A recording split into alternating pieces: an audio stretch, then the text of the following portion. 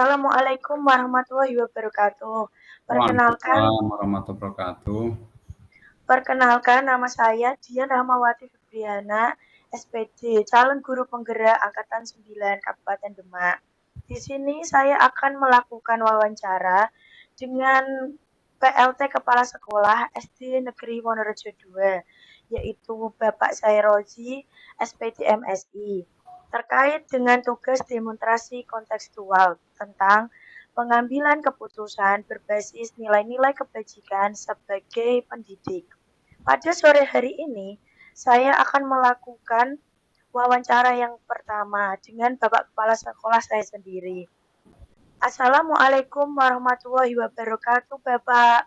Waalaikumsalam warahmatullahi wabarakatuh, Bu Dian. Selamat sore, Bapak. Bagaimana kabarnya? Selamat sore, alhamdulillah saya dalam keadaan sehat selalu dan saya berharap Bu Dian juga dalam keadaan sehat juga. Alhamdulillah. Baik, Bapak. Pada kesempatan kali ini, saya akan meminta waktunya sebentar untuk melakukan wawancara bersama terkait pengalaman Bapak sebagai kepala sekolah dalam pengambilan keputusan. Nanti akan ada beberapa pertanyaan yang akan saya tanyakan. Bisa dimulai, Bapak? Bisa Ibu, silakan. Pertanyaan yang pertama, bagaimana Bapak dapat mengidentifikasi kasus-kasus yang merupakan dilema atau bujukan moral? Bu Dian, terima kasih diberi kesempatan untuk berbagi terkait bagaimana jika seorang pimpinan atau manajer ketika terdapat sebuah kasus yang merupakan dilema etika ataupun bujukan moral, tentunya seorang manajer atau seorang pemimpin pembelajaran di sebuah sekolah itu harus bisa memilih dan memilah masalah-masalah yang muncul, mana yang perlu diprioritaskan, mana yang perlu diutamakan, sehingga nanti ketika memberikan sebuah kebijakan tentunya sesuai dengan apa yang menjadi regulasi ataupun kebijakan dari Dinas Pendidikan dan Kebudayaan Kabupaten Demak. Demikian Bu Dian. Selanjutnya, untuk pertanyaan yang kedua, selama ini bagaimana Bapak menjalankan proses pengambilan keputusan di sekolah yang Bapak pimpin, terutama pada kasus-kasus yang mana ada dua kepentingan yang sama-sama benar atau sama-sama mengandung nilai-nilai kebajikan. Ketika dalam suatu lembaga terdapat dua permasalahan yang sama-sama baik, sama-sama mengandung nilai kebajikan, tentunya kami atau saya selaku pimpinan harus bersikap bijak menentukan permasalahan mana yang harus didahulukan atau diprioritaskan, sehingga ketika permasalahan itu dapat terselesaikan dan pihak-pihak yang terkait dapat menerima, baru permasalahan kedua segera ditangani, segera diselesaikan, sehingga dua-duanya dapat berjalan dengan baik sesuai dengan situasi dan kondisi di mana saya selaku pimpinan harus menempatkan diri, harus memberikan sebuah pelayanan pada semua pihak. Begitu Bu Dian. Baik, Bapak. Intinya kita harus pintar-pintar memilih ya, Bapak, dan memilah. Selanjutnya, untuk pertanyaan yang ketiga, apa langkah-langkah atau prosedur yang Bapak lakukan selama ini dalam mengambil keputusan? Baik, Bu Dian. Ketika ada suatu permasalahan yang harus segera ditangani, tentunya masalah itu harus dicari dulu akar permasalahannya. harus dicari atau kita tuh mengidentifikasi masalah tersebut atau akar permasalahannya apa. Setelah ketemu akar permasalahannya sudah teridentifikasi, langkah berikutnya tentunya kita harus menyiapkan solusi atau alternatif yang harus ditempuh, diberikan kepada penyelesaian masalah itu. Yang ketiga adalah melaksanakan alternatif solusi itu, sehingga ketika permasalahan itu segera ditangani, maka juga harus ditangani. Langkah keempat setelah melaksanakan tentunya kita harus mengadakan evaluasi dan tindak lanjut bagaimana permasalahan itu sesuai dengan apa yang kita rencanakan, sesuai dengan situasi dan kondisi yang dibutuhkan pada permasalahan tersebut, kemudian.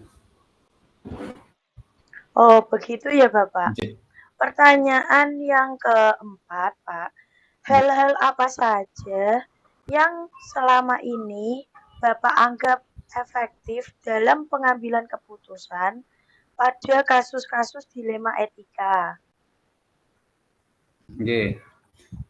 Yang paling efektif tentunya dari sebuah permasalahan itu seperti yang saya sampaikan tadi,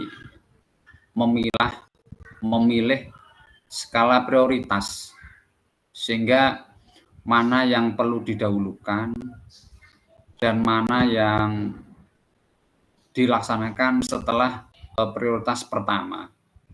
Dan permasalahan itu saya tentunya tidak boleh pilih-pilih, memilih, oh ini saya suka kepada seseorang yang masalah ini, maka saya berikan solusi yang memihak.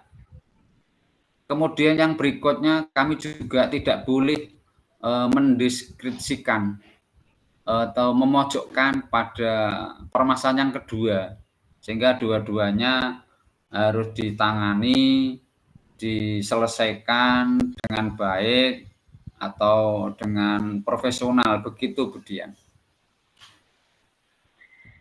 Baik, Bapak. Selanjutnya, hal-hal apa saja yang selama ini merupakan tantangan dalam pengambilan keputusan pada kasus-kasus dilema etika? Oke. Tantangan yang dihadapi ini di SD Negeri Wonorejo 2, meskipun status saya adalah pelaksana tugas atau PLT, namun demikian saya tetap melaksanakan tugas sebagai tupoksi saya juga sebagai kepala sekolah. Di situ ada beberapa ASN, di mana ASN-nya itu ada 15. Tentunya saya tidak boleh memihak, tidak pilih-pilih kasih. Semuanya adalah sebuah tim yang solid, sebuah teamwork yang harus bekerja membackup program-program yang telah ditentukan oleh sekolah. Hingga disinilah seorang kepala sekolah akan diuji bagaimana bisa istilahnya ngemong dan ngomong kepada semua yang ada di sekolah kami. Begitu Bu Dian. Begitu ya Pak, intinya kita harus bisa ngemong dan ngomong ya Bapak. Benar.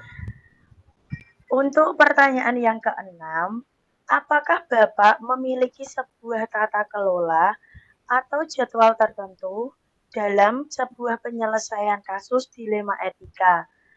Apakah langsung menyelesaikan di tempat atau memiliki sebuah jadwal untuk menyelesaikannya? Bentuk atau prosedur seperti apa yang Bapak jalankan? Permasalahan itu muncul tentunya tidak dibuat. Permasalahan itu kadangkala juga secara insidental. Tentunya ketika permasalahan muncul, kita harus mengadakan pendekatan secara humanis kepada pihak-pihak yang terkait. Kemudian kami juga harus mencarikan solusi Nah, ketika mencari solusi, kami juga harus berkoordinasi dengan pihak-pihak terkait, baik itu yang punya masalah, kemudian pada guru-guru senior, itu kami perlu libatkan Budian, sehingga alternatif pemecahan masalah itu betul-betul bisa menyangkut atau ngomong pada semuanya, sehingga mereka menjadi senang, puas terhadap apa yang menjadi permasalahan dilema etika atau bujukan moral tersebut. Begitu, Budian. Nggih, Bapak. Nggih. Pertanyaan selanjutnya, Bapak, apakah ada seseorang atau faktor-faktor apa yang selama ini mempermudah atau membantu Bapak sehingga dalam pengambilan kasus-kasus dilema itu? Dalam pengambilan kasus-kasus dilema itu. Begini, sudah saya sampaikan tadi bahwasanya di sebuah lembaga atau sekolah tentunya banyak personil yang ada di situ, tentunya saya selaku pimpinan bisa menggerakkan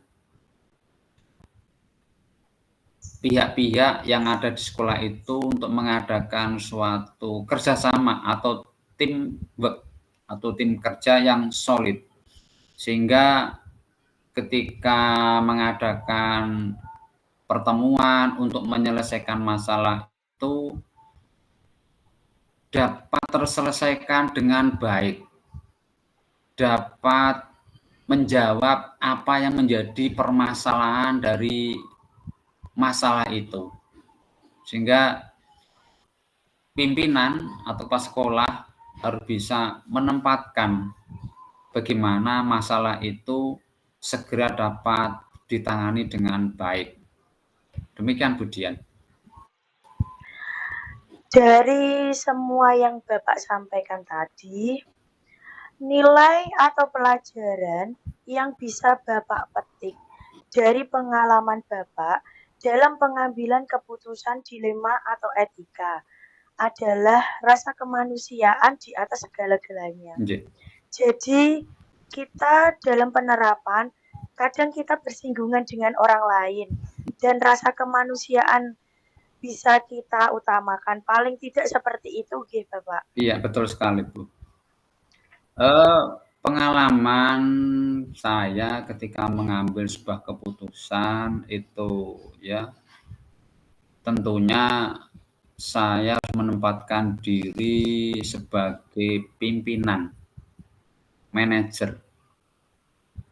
Juga saya harus menempatkan diri sebagai orang tua pada guru-guru kami. Saya harus berdiri juga sebagai sahabat. Saya juga harus berdiri sebagai mitra kerja. Sehingga apa yang kami kerjakan tentunya kami komunikasikan. Ketika komunikasikan di sini saya tidak akan memandang teamwork saya, guru-guru kami ini adalah seorang bawahan dan saya harus seorang atasan atau bos. Itu tidak. Di sini saya harus menempatkan diri sebagai mitra kerja yang solid, sehingga dengan demikian apa yang menjadi program, apa yang menjadi penyelesaian masalah itu semuanya tidak merasa ditempatkan seorang bawahan, sehingga kesan yang muncul atasan dan bawahan. Itu pengalaman yang saya lakukan sehingga rekan-rekan guru atau teamwork atau tim kerja kami dapat bekerja, dapat berjalan sesuai dengan harapan dan program-program kerja di sekolah dapat berjalan dengan baik. Juga ketika ada permasalahan tentunya dapat terselesaikan dengan baik. Begitu, Budian. Baik sekali, Bapak. Terima kasih atas waktunya. Di sini saya mendapatkan banyak sekali pengalaman.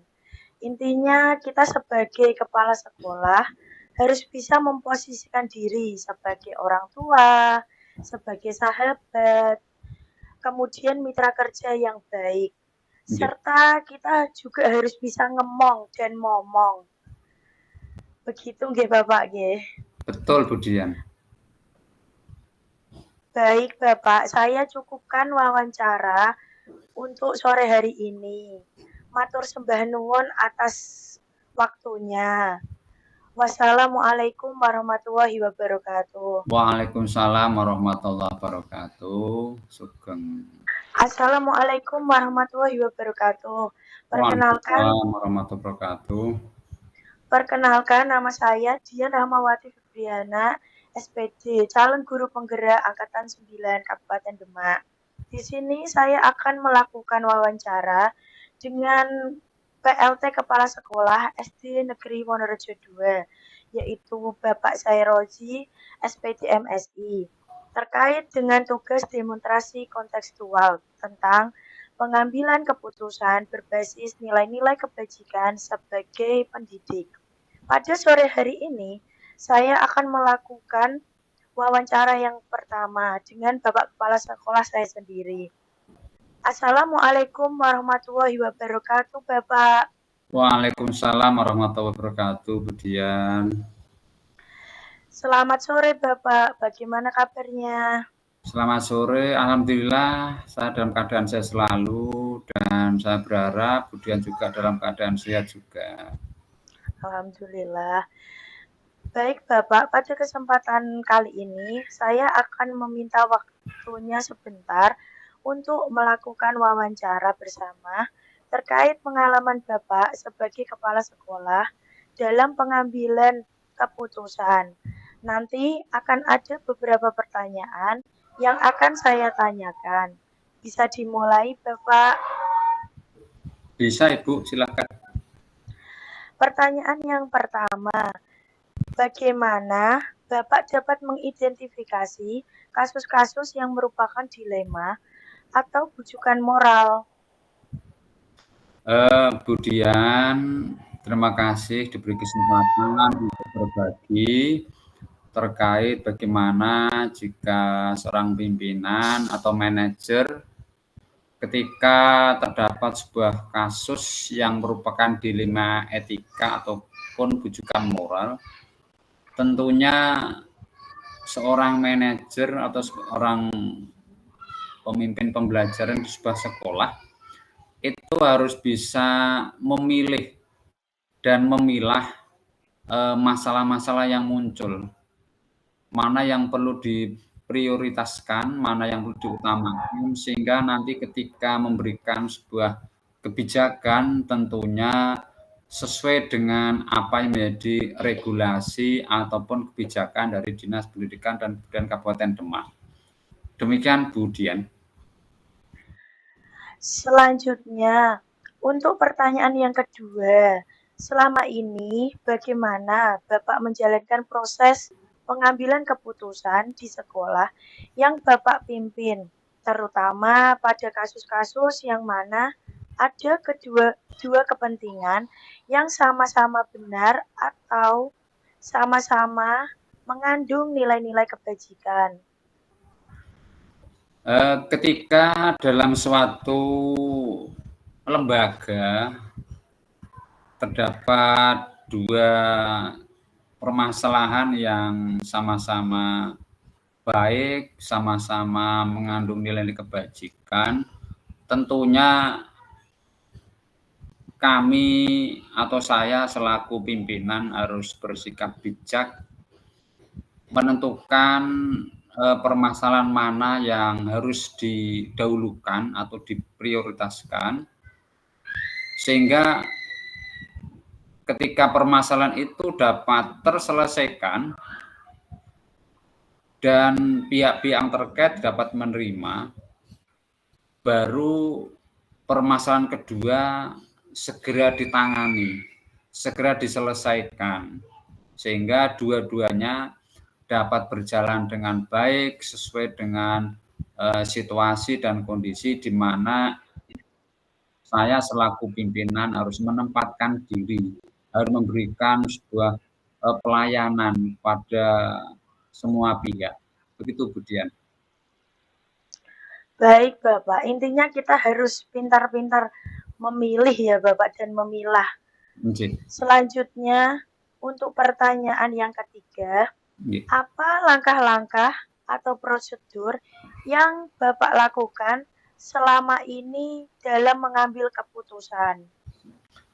Baik, Bu Dian. Ketika ada suatu permasalahan yang harus segera ditangani, tentunya masalah itu harus dicari dulu akar permasalahannya. Harus dicari atau kita tuh mengidentifikasi masalah tersebut atau akar permasalahannya apa. Setelah ketemu akar permasalahannya sudah teridentifikasi, langkah berikutnya tentunya kita harus menyiapkan solusi atau alternatif yang harus ditempuh, diberikan kepada penyelesaian masalah itu. Yang ketiga adalah melaksanakan alternatif solusi itu, sehingga ketika permasalahan itu segera ditangani, maka juga harus ditangani. Langkah keempat setelah melaksanakan tentunya kita harus mengadakan evaluasi dan tindak lanjut bagaimana permasalahan itu sesuai dengan apa yang kita rencanakan, sesuai dengan situasi dan kondisi yang dibutuhkan pada permasalahan tersebut, kemudian. Oh, begitu ya, Bapak. Nggih. Pertanyaan yang keempat, Pak. Hal-hal apa saja yang selama ini Bapak anggap efektif dalam pengambilan keputusan pada kasus-kasus dilema etika? Nggih. Yang paling efektif tentunya dari sebuah permasalahan itu seperti yang saya sampaikan tadi, memilih skala prioritas, sehingga mana yang perlu didahulukan dan mana yang dilaksanakan setelah prioritas pertama. Dan permasalahan itu saya tentunya tidak boleh pilih-pilih, memilih, oh ini saya suka kepada seseorang yang masalah ini, maka saya berikan solusi yang memihak. Kemudian yang berikutnya, kami juga tidak boleh mendeskripsikan atau memojokkan pada permasalahan yang kedua, sehingga dua-duanya harus ditangani, diselesaikan dengan baik atau dengan profesional, begitu, Bu Dian. Baik, Bapak. Selanjutnya, hal-hal apa saja yang selama ini merupakan tantangan dalam pengambilan keputusan pada kasus-kasus dilema etika? Oke. Tantangan yang dihadapi ini di SD Negeri Wonorejo 2, meskipun status saya adalah pelaksana tugas atau PLT, namun demikian saya tetap melaksanakan tugas sebagai tupoksi saya juga sebagai kepala sekolah. Di situ ada beberapa ASN, di mana ASN-nya itu ada 15. Tentunya saya tidak boleh memihak, tidak pilih-pilih kasih. Semuanya adalah sebuah tim yang solid, sebuah teamwork yang harus bekerja membackup program-program yang telah ditentukan oleh sekolah.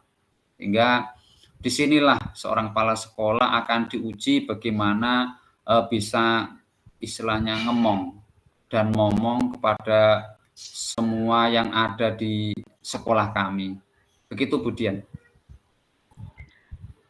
Begitu ya, Pak. Intinya kita harus bisa ngemong dan ngomong ya, Bapak. Benar.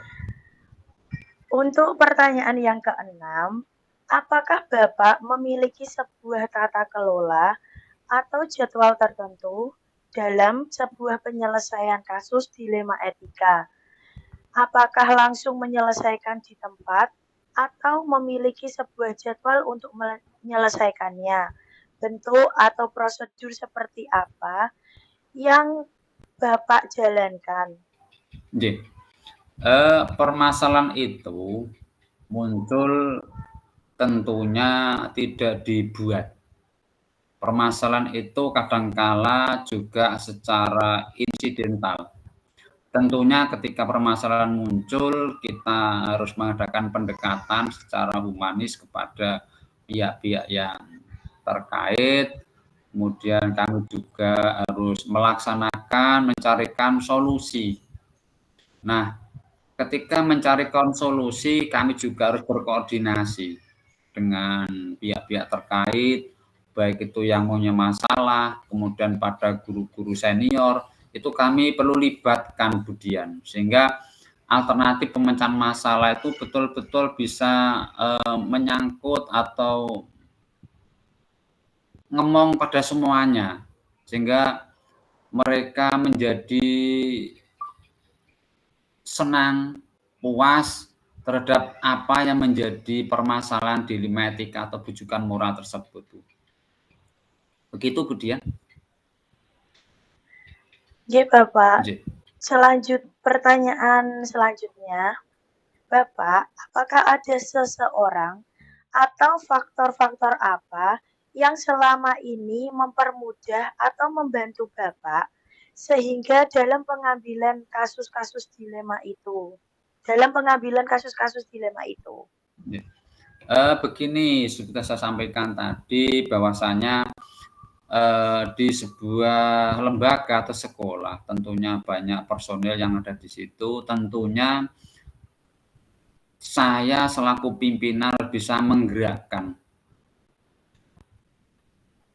pihak-pihak yang ada di sekolah itu untuk mengadakan suatu kerjasama atau teamwork atau tim kerja yang solid, sehingga ketika mengadakan pertemuan untuk menyelesaikan masalah itu dapat terselesaikan dengan baik, dapat menjawab apa yang menjadi permasalahan dari masalah itu, sehingga pimpinan atau pas sekolah harus bisa menempatkan bagaimana masalah itu segera dapat ditangani dengan baik. Demikian, Budian. Dari semua yang Bapak sampaikan tadi, nilai atau pelajaran yang bisa Bapak petik dari pengalaman Bapak dalam pengambilan keputusan dilema atau etika adalah rasa kemanusiaan di atas segala-galanya. Jadi kita dalam penerapan kadang kita bersinggungan dengan orang lain dan rasa kemanusiaan bisa kita utamakan. Paling tidak seperti itu, Bapak. Iya, betul sekali, Bu. Pengalaman saya ketika mengambil sebuah keputusan itu ya, tentunya saya harus menempatkan diri sebagai pimpinan, manajer. Juga saya harus menempatkan diri sebagai orang tua pada guru-guru kami. Saya harus berdiri juga sebagai sahabat.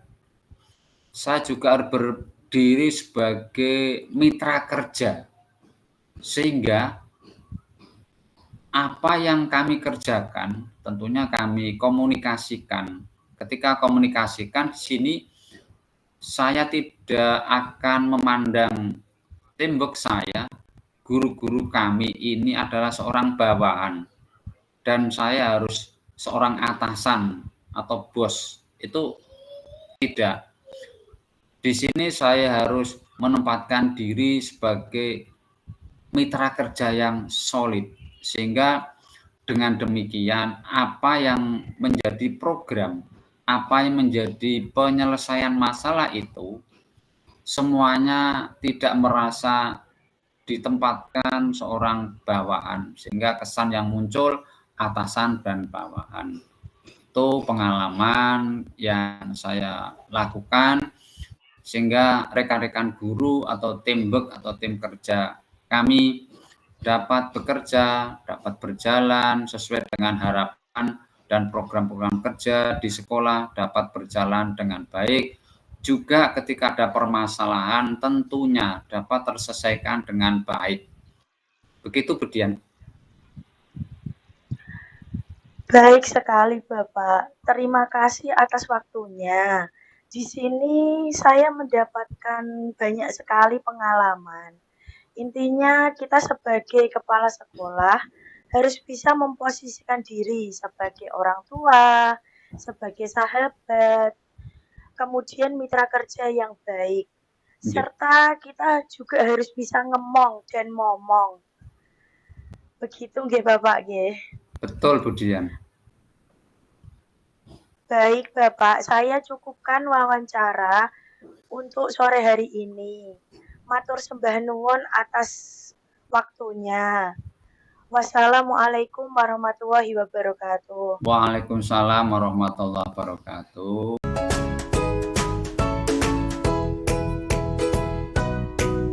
Assalamualaikum warahmatullahi wabarakatuh. Perkenalkan, nama saya Dia Namawati Fibriana, SPD, calon guru penggerak Angkatan 9 Kabupaten Demak.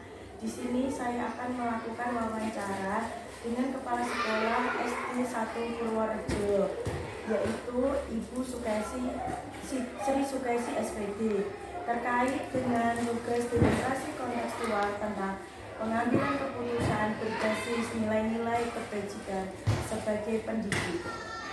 Assalamualaikum warahmatullahi wabarakatuh, Ibu. Waalaikumsalam warahmatullahi wabarakatuh. Bagaimana kabarnya, Bu? Saya baik dan syukur alhamdulillah saya sampai hari ini masih diberi kesehatan oleh Allah Subhanahu wa Ta'ala. Baik, Bu. Pada kesempatan kali ini saya akan meminta waktunya sebentar untuk melakukan wawancara bersama Ibu terkait bagaimana pengalaman Ibu sebagai kepala sekolah dalam pengambilan keputusan di sekolah. Nanti akan ada beberapa pertanyaan yang akan saya sampaikan kepada Ibu. Ya, bisa Mbak? Silakan. Untuk pertanyaan yang pertama, selama ini bagaimana Ibu dapat mengidentifikasi kasus-kasus yang merupakan dilema etika atau rujukan moral? Ya, yang namanya dilema, dilema etika itu kan adalah suatu permasalahan yang benar-benar melawan benar kalau yang rujukan moral itu benar melawan salah. Itu ya Mbak ya. Begitu ya, Bu. Selanjutnya untuk pertanyaan yang kedua, selama ini bagaimana Ibu menjalankan proses pengambilan keputusan di sekolah yang Ibu pimpin, terutama pada kasus-kasus mana ada dua kepentingan yang sama-sama benar atau sama-sama mengandung nilai-nilai kebajikan? Kalau menurut saya dalam pengambilan keputusan itu harus dengan cara musyawarah atau dengan diskusi atau berdiskusi ya Mbak ya. Kemudian yang bisa juga dengan berkolaborasi dengan berbagai pihak sehingga di dalam pengambilan keputusan itu yang berdasarkan dari nilai-nilai kebajikan dapat berpihak kepada siswa. Atau suatu contoh masalahnya, misalnya mungkin ada seorang siswa yang mempunyai nilai masih kurang dari KKM, lebih rendah dari KKM. Ini menjadi momok apakah siswa tersebut pada saat kenaikan kelas bisa naik kelas atau tidak. Ini juga harus minta pertimbangan dari berbagai pihak ya. Pertimbangan dari berbagai pihak itu misalnya dari guru kelasnya umpamanya, wali kelas, karena karena yang tahu kiprahnya sehari-hari. Kita tanyakan kepada guru kelasnya apakah anak tersebut dalam pembelajarannya atau dalam kesehariannya itu rajin berangkat sekolah, atau juga apakah anak tersebut aktif dalam pembelajaran atau tidak, sehingga kita dapat menentukan apakah anak itu bisa naik kelas atau tidak.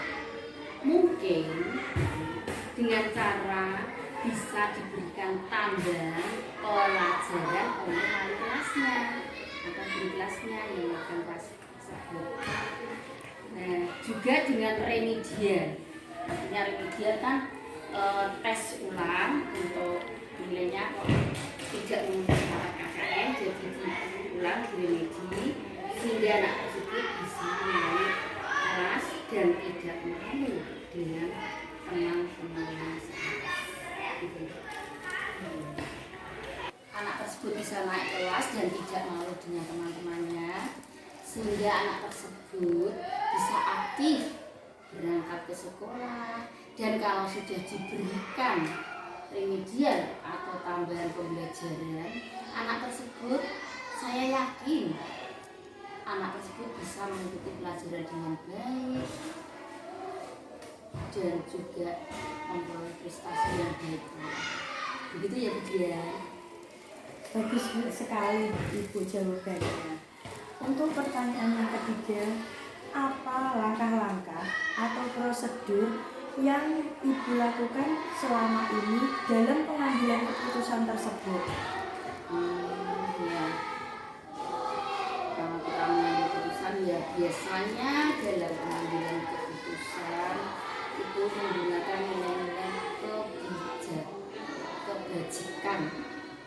Apa yang menjadi pokok permasalahannya? Jika kita sudah ketemu pokok permasalahannya, maka kita kumpulkan data-data atau fakta-fakta yang ada, kemudian siapa-siapa saja yang terlibat, semuanya itu, ya. Kemudian tidak lupa juga kita harus mengujinya apakah masalah tersebut sudah merupakan pelanggaran norma hukum atau hanya sekedar bertentangan nilai kebajikan saja. Nah, di situ kita bisa memberikan opsi pilihan penyelesaian masalah dengan cara berkolaborasi dan berefleksi. Selanjutnya kita buat keputusan bersama. Nah, keputusan yang kita ambil itu kita review lagi, kita kaji ulang lagi, sehingga akan kita ambil keputusan yang bijak dan terbaik. Itu Bu. Oh begitu ya Bu. Berarti sudah menggunakan 9 langkah dasar dalam pengambilan keputusan. Selanjutnya pertanyaan yang keempat, hal-hal apa saja yang selama ini Ibu anggap efektif dalam pengambilan keputusan pada kasus-kasus dilema etika? Hal yang lebih efektif, ya, saya kira dari kolaborasi dan refleksi dari berbagai pihak, sehingga kita memandang masalah tersebut atau kasus dilema etika sebagai bagian yang tidak terpisahkan dalam suatu pengambilan keputusan. Itu bisa saya jawab. Pertanyaan yang kelima, hal-hal apa saja yang selama ini merupakan tantangan dalam pengambilan keputusan pada kasus-kasus dilema etika? Berdasarkan dari hati nurani, karena pada dilema etika itu akan ada pertentangan antara nilai-nilai kebajikan serta mengatasi pertimbangan apakah keputusan tersebut yang diambil itu sudah tepat. Oh begitu ya Bu ya. Untuk pertanyaan yang keenam, apakah Ibu memiliki sebuah tata kelola atau jadwal tertentu dalam sebuah penyelesaian kasus dilema etika?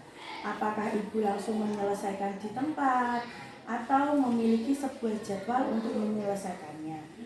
Bentuk atau prosedur seperti apa yang akan Ibu jalankan? Kalau masalah tersebut, saya kira tidak ada jadwalnya. Ya, itu bisa diselesaikan dengan cara kondisional, ya, secara kondisional saja, sesuai kasus yang ada. Jika memang memungkinkan, diselesaikan pada hari itu juga, tidak perlu menjadwalkan khusus. Oh, berarti kondisional Iya, sesuai secara- situasi iya. yang ada, Iya, gitu ya Bu ya. juga sesuai permasalahannya. Oh, begitu ya. Selanjutnya, adakah seseorang atau faktor-faktor apa yang selama ini mempermudah atau membantu Ibu sehingga dalam pengambilan kasus-kasus dilema etika itu? Terkadang kita juga memerlukan memerlukan rasa kemanusiaan yang tinggi, ya, atau rasa kasihan, belas kasihan dari kita untuk menjalankan peraturan itu, karena tidak ada hal-hal yang lebih indah dari rasa kemanusiaan itu dari kita sendiri. Itu perlu rasa kemanusiaan yang baik. Berarti nilai atau pelajaran yang bisa saya ambil dari Ibu dalam pengambilan keputusan adalah rasa kemanusiaan di atas segala-galanya. Jadi kita dalam penerapan kadang kita bersinggungan dengan orang lain dan rasa kemanusiaan bisa kita utamakan. Paling tidak seperti itu ya Bu. Iya, betul. Baik, Seperti itu. iya. Baik Ibu, terima kasih atas waktunya. Di sini saya mendapatkan banyak sekali pengalaman ketika kita mengambil keputusan yang baik, mana nilai-nilai yang harus kita terapkan, yaitu misalnya berpusat pada peserta didik, terus dengan nilai-nilai kebajikan universal, dan juga harus mempertanggungjawabkan apa yang telah kita ambil, begitu ya Bu ya. Betul sekali. Dan Jadi semua keputusan itu harus yang terbaik dan juga harus menguntungkan bagi yang lain. tidak merugikan salah satu pihak, begitu ya Bu ya. Baik Ibu, saya cukupkan untuk hari ini. Matur sembah nuwun atas waktu yang Ibu berikan. Wassalamualaikum warahmatullahi wabarakatuh. Waalaikumsalam warahmatullahi wabarakatuh.